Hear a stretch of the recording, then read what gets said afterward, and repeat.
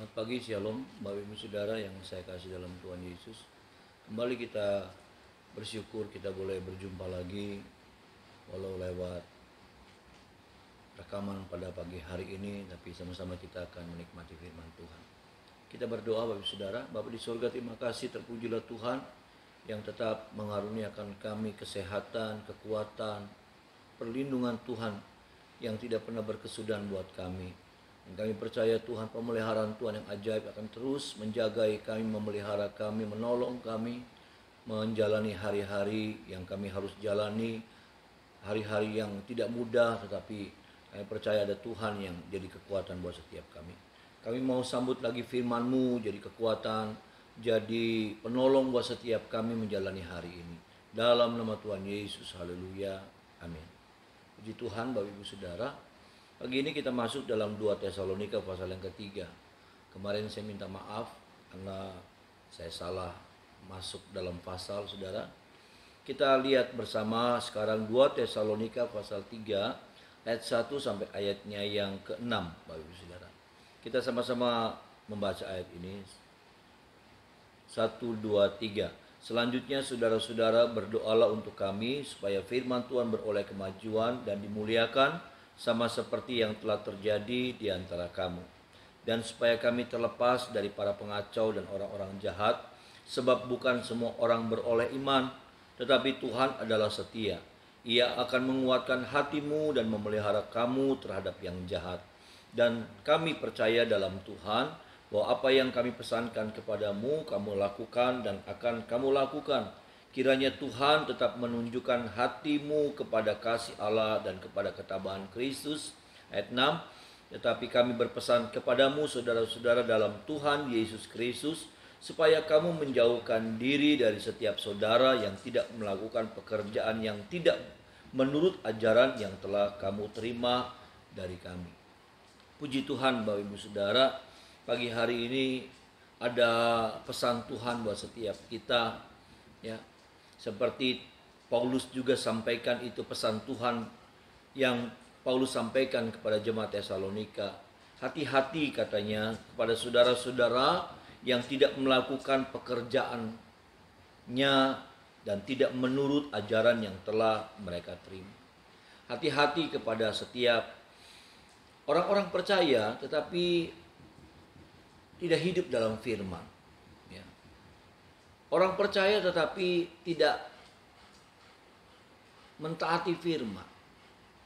Ternyata kita harus berwaspada bukan hanya kepada dosa. Kita bukan hanya berwaspada kepada orang-orang jahat, saudaraku.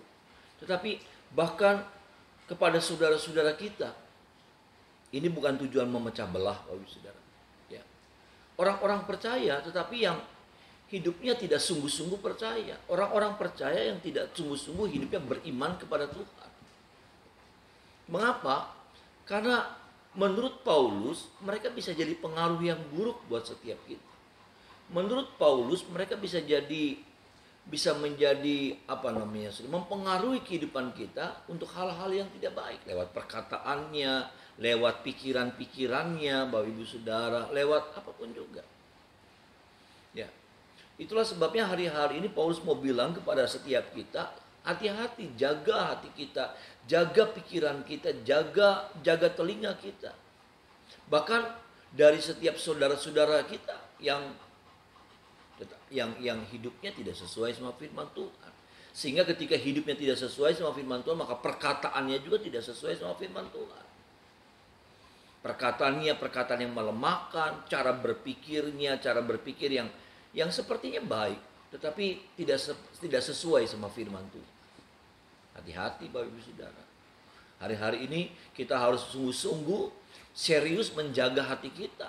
Apalagi di hari-hari yang sulit seperti ini. Kita harus sungguh-sungguh menjaga pikiran kita. Kita harus sungguh-sungguh menjaga telinga kita. Karena dari situlah saudaraku, dari situlah kekuatan jahat itu masuk mempengaruhi dari telinga kita, dari pikiran kita, saudaraku, dan sampai kemudian kepada hati kita. Dan ketika hati, pikiran ini sudah dirusak, maka perbuatan-perbuatan kita juga akan dirusak. Ini menjadi sesuatu yang serius.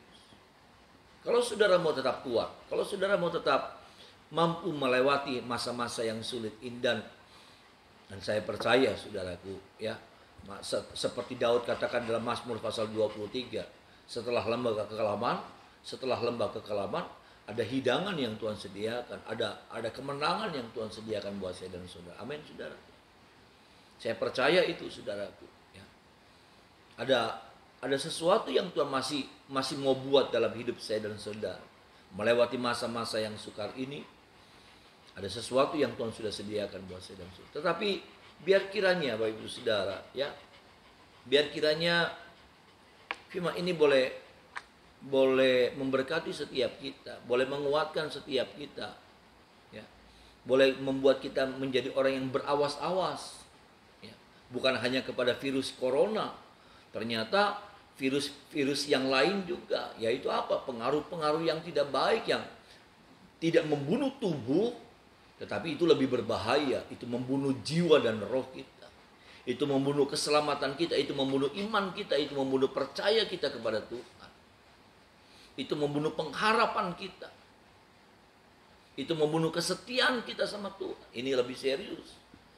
Corona hanya bisa membunuh tubuh kita. Ya, saya bukan serohani, saudara, tetapi corona hanya bisa membunuh tubuh, tapi dia tidak bisa membunuh jiwa dan roh kita. Dia tidak bisa mengambil keselamatan kita. Tapi yang seperti ini yang disinggung sama Paulus, dia bukan membunuh tubuh, tetapi dia hebat, dia punya kekuatan yang jauh daripada itu. Dia membunuh keselamatan kita, dia membunuh iman kita, dia membunuh pengharapan kita. Apa itu? Pengaruh-pengaruh yang saya katakan jadi virus buat kita. Saya sampaikan ini sebagai hamba Tuhan, sebagai gembala jemaat. Karena saya melihat virus-virus yang seperti ini begitu kuat, sedang beredar di mana-mana. Tujuannya apa? Membunuh iman saya, membunuh iman saudara, membunuh pengharapan kita, membunuh kesetiaan kita sama Tuhan. Bahkan membunuh api itu, saudara. Semangat yang menyala-nyala, kerinduan kepada Tuhan, itu jadi mulai padam, tambah padam, tambah padam. Dan tolong kita, Bapak Ibu Saudara, ya, biarlah satu hal yang kita mau lakukan, kita berjaga-jaga. Kita mau mendisiplinkan diri kita terhadap siapa orang yang jadi lawan bicara kita hari-hari ini. Ya. Siapa yang selama ini jadi orang yang banyak kasih masukan sama kita. Maaf, kalau itu bukan sesuai sama firman Tuhan, kalau itu hanya mendatangkan ketakutan buat kita, kalau itu hanya mendatangkan kecemasan buat kita, maaf, saudara. Seperti Paulus katakan, saudara dan saya harus jauhi semuanya itu. Tujuannya apa? Jaga iman kita.